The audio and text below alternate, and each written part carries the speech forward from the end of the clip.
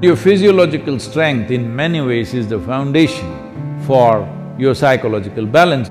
I think food and toilet both must be far away. Then you will keep your physiology in a conscious condition. Just because I'm laughing and joking about this, don't think there is no problem. There is substantial problem.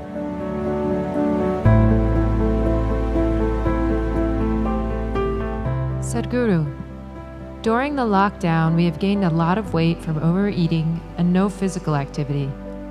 Can you offer us some simple weight loss tips, please? I was in Chennai a few years ago and I was talking to some of the business community in Chennai.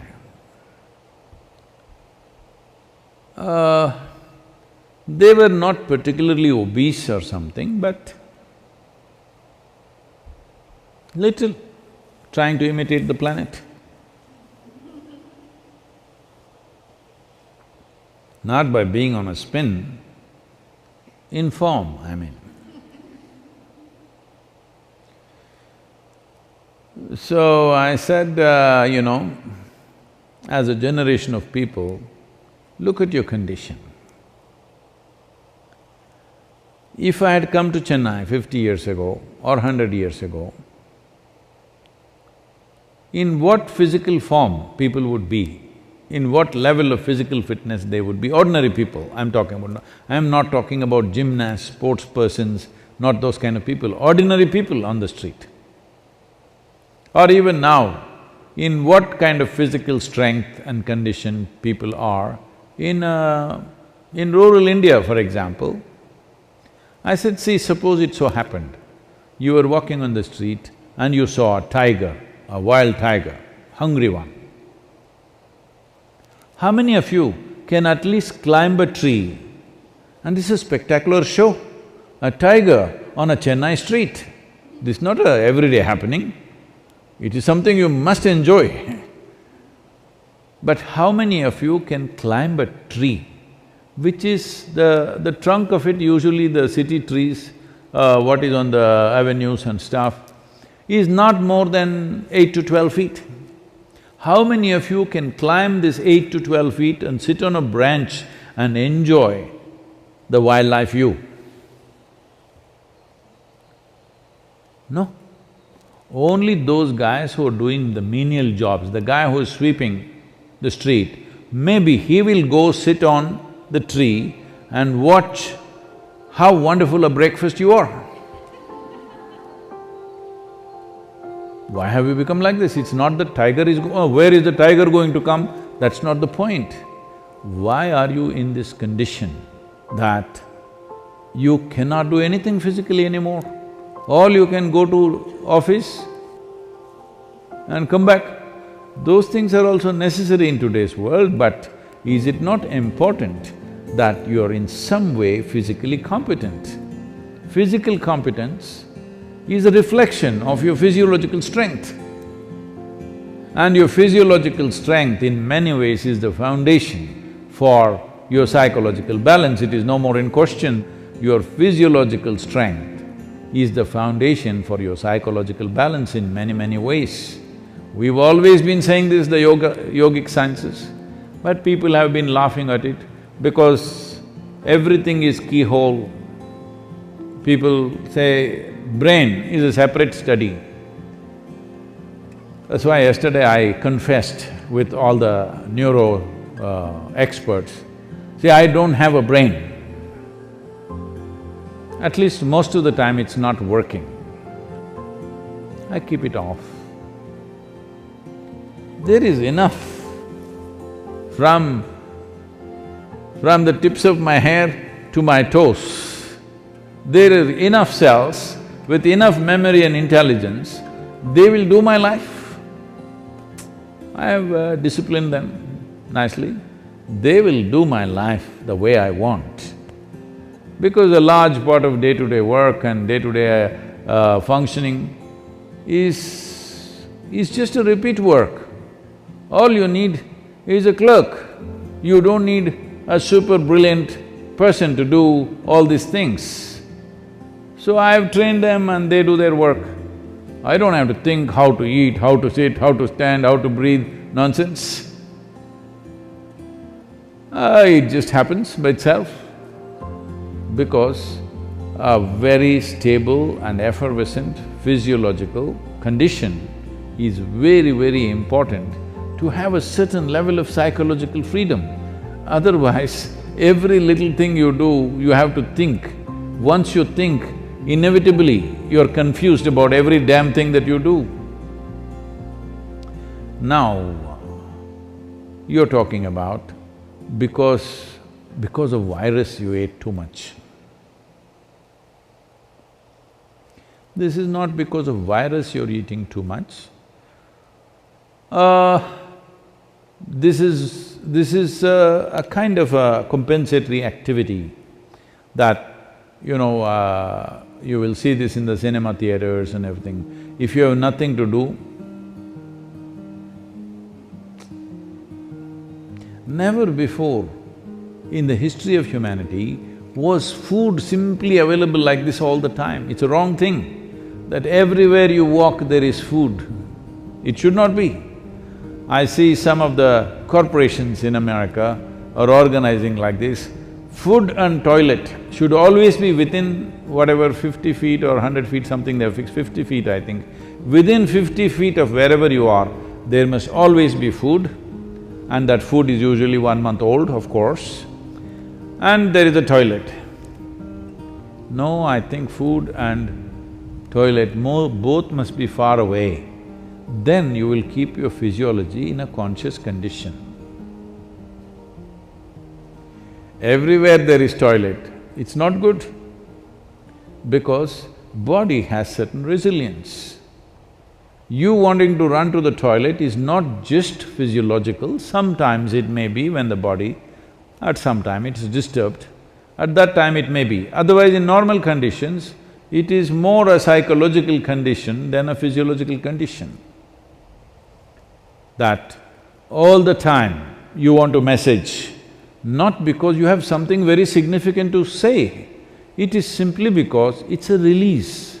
Similarly, going to the toilet is a release, sexuality is a release, wherever, whenever, whatever, all the time the same things, because you are building up nonsense within yourself all the time. You need a release, all the time release. These things are being openly talked about as part of psychiatry, that you must find release. Why are you pent up? I think in one of the interviews, some journalist was asking me, Sadhguru, what do you do to unwind yourself? I said, what? Why will I wind myself up, first of all? I don't wind myself up and then want to unwind somewhere. What are you? Are you a grandfather clock or something? You wind yourself up. Even the watch doesn't need any winding anymore, it runs by itself. Why are you winding yourself up? This is simply because you understand life as an accumulation. Yes, body is an accumulation, mind is an accumulation, but life is not an accumulation, it's a phenomena that's happening. If you have not tasted that phenomena, you know only accumulations, you always think the safety is in accumulation, whether it's wealth, money, this, that, and body. But at least your money you can keep it in the bank, though it may be heavy in your mind. But if you accumulate too much body, you have to carry it around every moment of your life. And in the world today,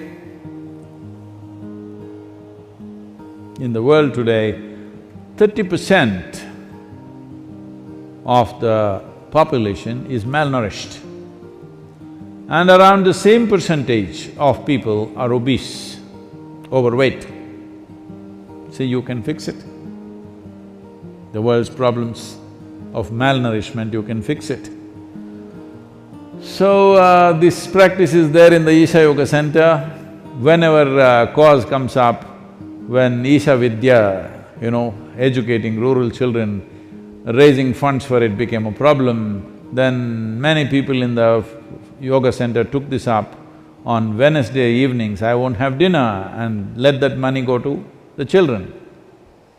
I think you must find 7 causes like this. I can give you 7.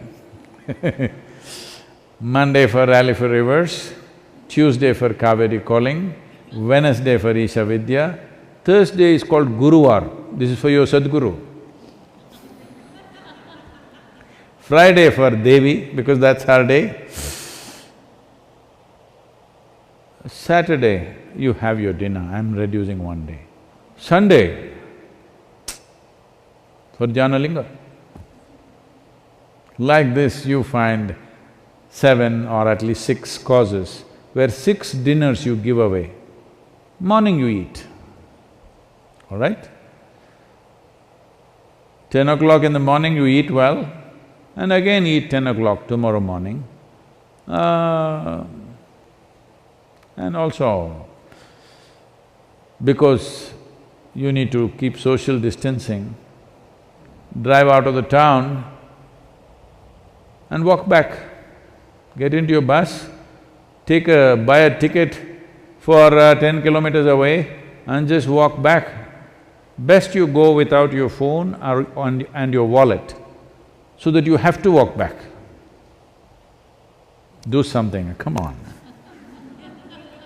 Already there is one problem, you want to multiply your problems, You want to increase the size of your problem? Don't do that. There's enough problem already. I'm telling you there's substantial problem. Just because I'm laughing and joking about this, don't think there is no problem. There is substantial problem. Don't fool yourself, because if your body and your mind is in a certain condition, you can easily fool yourself. This happened. Shankaran Pillai was running a garment shop here in United States.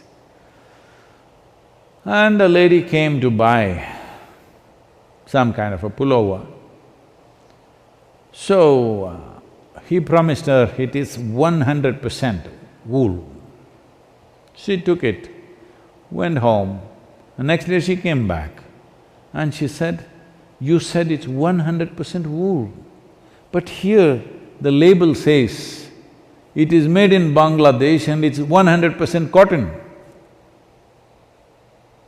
He said, "Ma'am, don't you be fooled by this. The label is only to fool the moths."